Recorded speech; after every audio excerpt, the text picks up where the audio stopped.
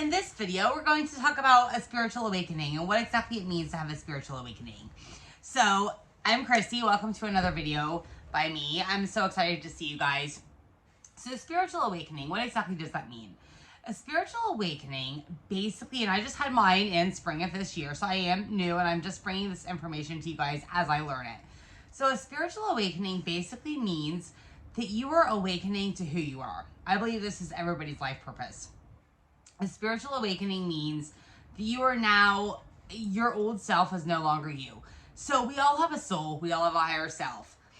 That is a good, our higher self is good. Everybody is good. Everybody is connected. We are multidimensional human beings who have came to this earth for a purpose. I believe that our purpose is to wake up.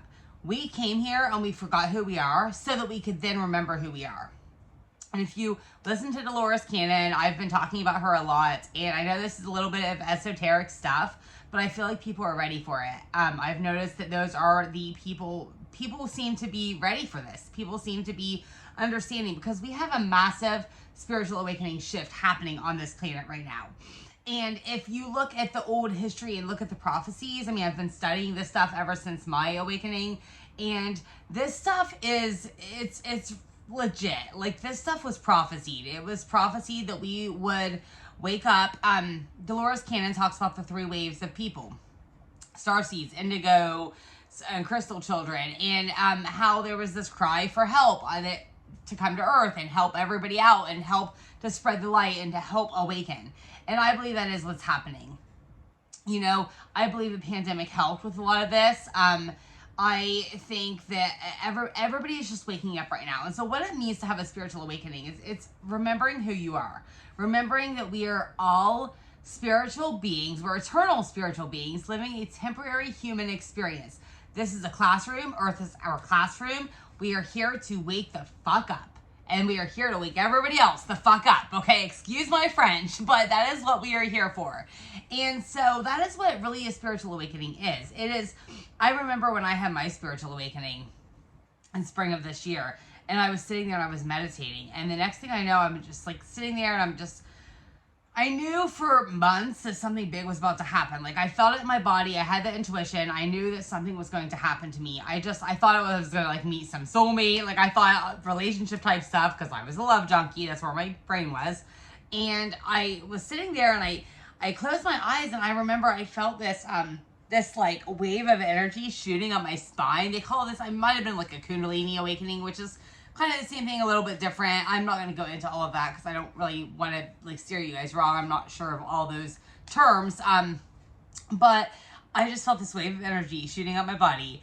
And the next thing I know, I was just like, oh my God, like, I couldn't control it. And then I opened my eyes, and the way I can describe it, the only way I can describe it is it was like Bella in Twilight when she opened her eyes for the first time and she was a vampire for the first time. It was like everything that she knew from before was gone. Like, it was almost like it was a blur to her. She talked about it. It was in the books. She talked about how it was all like a blur to her. And I believe Twilight. I believe that there's a lot of spiritual messages in the movies that we watch. If you think about the Twilight series, which I'm a huge Twilight fan, I'm a huge Harry Potter fan. But if you think about the Twilight series, so, you know, Stephenie Meyer, she had a dream. And she woke up and she decided to write this one of the biggest franchises that has probably ever been.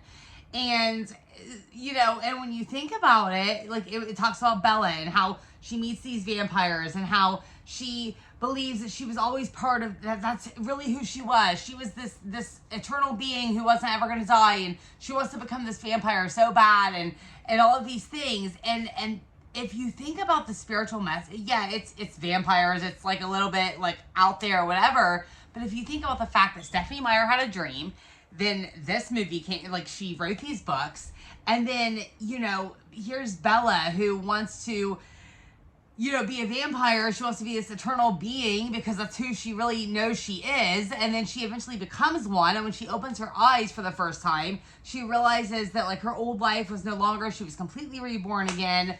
It is literally the same thing going through a spiritual awakening. I mean, we're not vampires or anything, but, like, it's like the same kind of concept.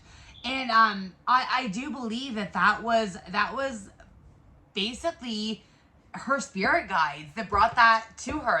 She had downloads that happened with this movie. Sorry, going off on a tangent here, but I love the Twilight series. But that's what it felt like for me when I had my spiritual awakening. It was like I just woke up and I realized who I was. I realized that I was an eternal spiritual being living a temporary human experience, and I realized my old life was not who I really was. What is really nice, I mean, there's a lot of ups and downs to a spiritual awakening. I mean, there's the dark night of the soul. I went through that. If you go back into one of my very first videos, it's labeled Dark Night of the Soul. It is me sitting beside my bathtub, doing nothing but crying. I'm just sitting there bawling my eyes out, thinking about some of the shit that I've done to people, some of the shit people have done to me, all of it. Just bawling my eyes out. The Dark Night of the Soul was pretty rough.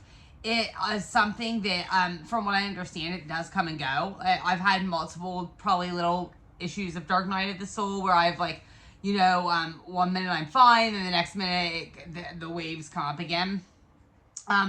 You know, I think I just had one. We had this full moon, and I think the full moon was, the full moons are all about letting go. And so I think that's actually what happened to me.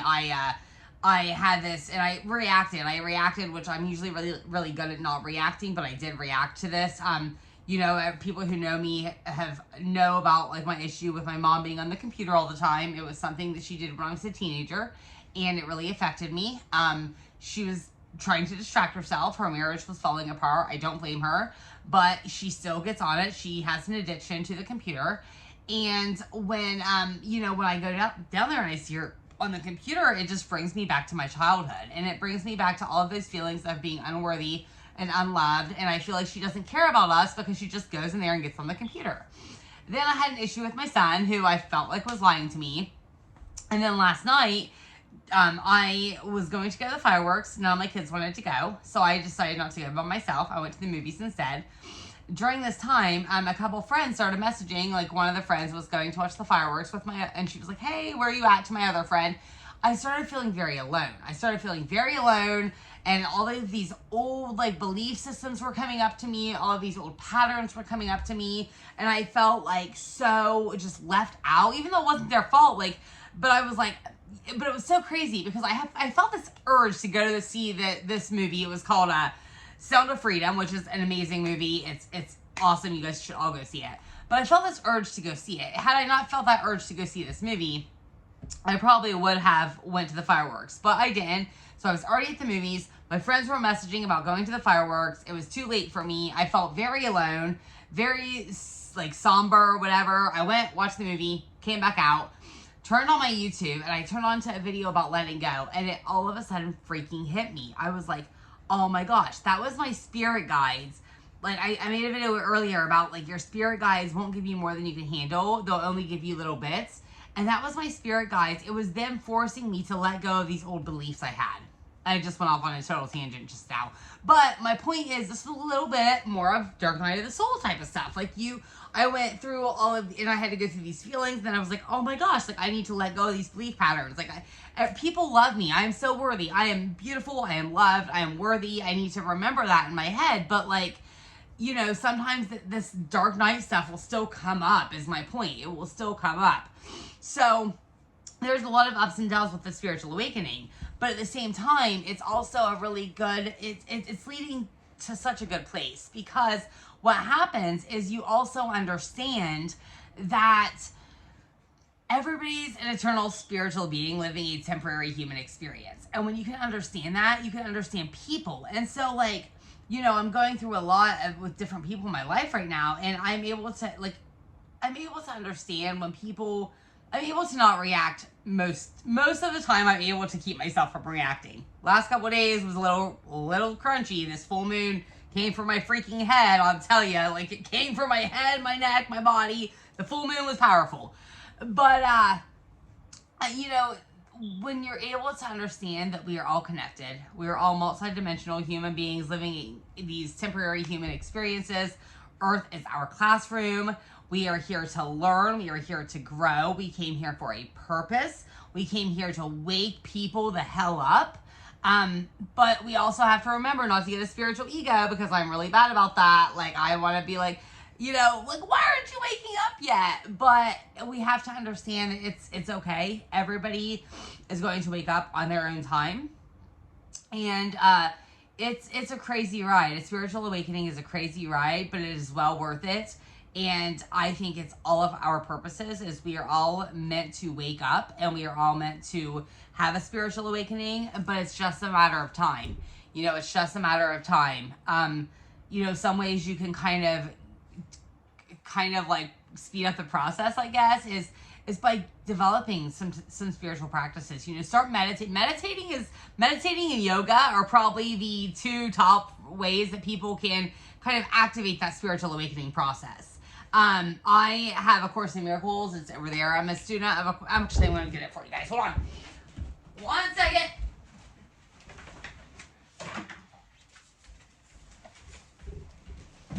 Right here. A Course in Miracles.